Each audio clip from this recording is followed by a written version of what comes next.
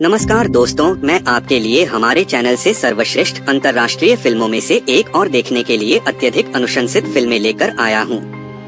हमारे चैनल का उद्देश्य चयनित सर्वश्रेष्ठ फिल्मों को ढूंढना और आपकी सुविधा के अनुसार देखने के लिए शॉर्टलिस्ट करने में आपकी सहायता करना है। वर्ष 2007 में रिलीज हुई फ्रैक्चर नाम की यह फिल्म एंथनी हॉपकिंस और रयान गोसलिंग और अन्य प्रतिष्ठित हॉलीवुड सितारों का अभिनय मास्टर क्लास है।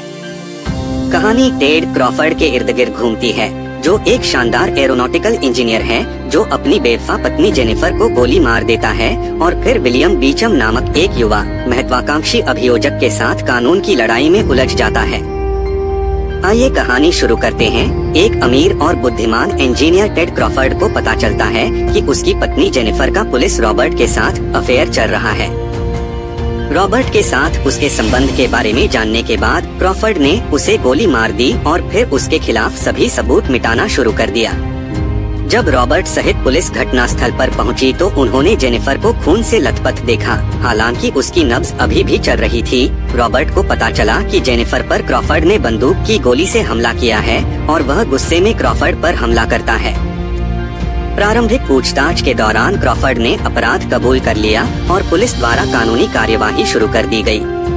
क्रॉफर्ड ने मुकदमे के दौरान अपने स्वयं के वकील के रूप में कार्य करने का निर्णय लिया और खुद को अटॉर्नी बिली बीचम के खिलाफ खड़ा कर दिया, जो अपने जीत के रिकॉर्ड के लिए प्रसिद्ध है। और उसे लगता है कि एक आसान मुकदमा चल रहा है क्योंकि क्रॉफर्ड अपनी पत्नी को गोली मारने के बाद रंगे हाथों पकड़ा गया और उसने अपना अपराध भी स्वीकार कर लिया।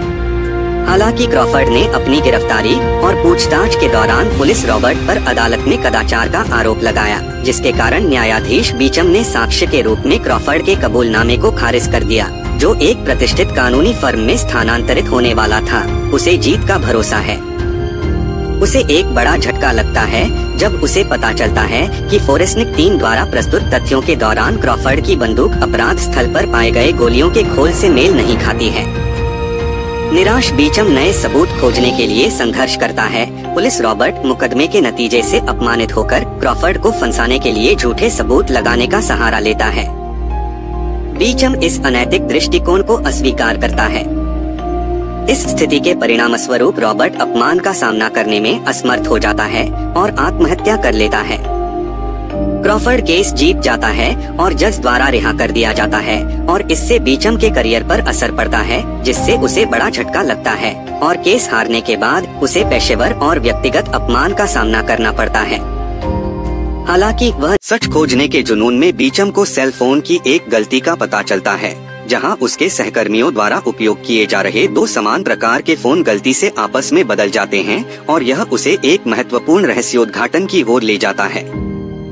उसे एहसास होता है कि क्रॉफर्ड और रॉबर्ट दोनों के पास एक ही प्रकार की बंदूक थी, 0.45 कैलिबर की ग्लॉक 21, और क्रॉफर्ड ने अपराध से पहले बंदूकें बदल ली होंगी और जब रॉबर्ट ने उस पर हमला किया तो उसने बंदूकें बदल ली।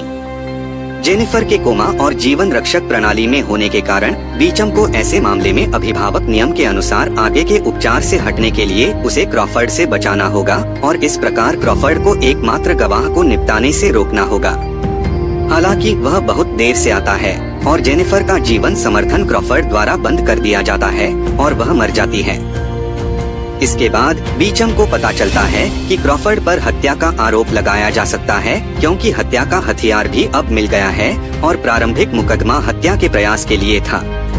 बीचम ने गन स्विचिंग योजना की पेचीदगियों का खुलासा करते हुए क्रॉफर्ड को अपने निष्कर्षों से अवगत कराया।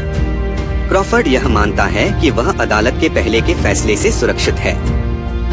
बीचम ने उसे सूचित किया कि कानून के अनुसार जेनिफर को मरने की अनुमति देकर नए आरोप दायर किए जा सकते हैं। क्रॉफर्ड को पुनः गिरफ्तार कर लिया गया है, जिससे दर्शकों के लिए अंतिम कोर्ट रूम ड्रामा तैयार हो गया है। फिल्म शुरू होने वाले एक नए मुकदमे के साथ समाप्त होती है, जिसमें बीचम सरकारी वकील के रूप में है और क्रॉफर्ड उच्च भुगतान वाले बचाव वकीलों की एक टीम से घिरा हुआ है।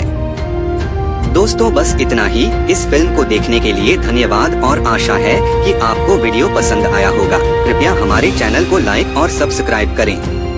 हम सभी प्रकार की अंतर्राष्ट्रीय रोमांचक और अवश्य देखी जाने वाली फिल्में लाएंगे।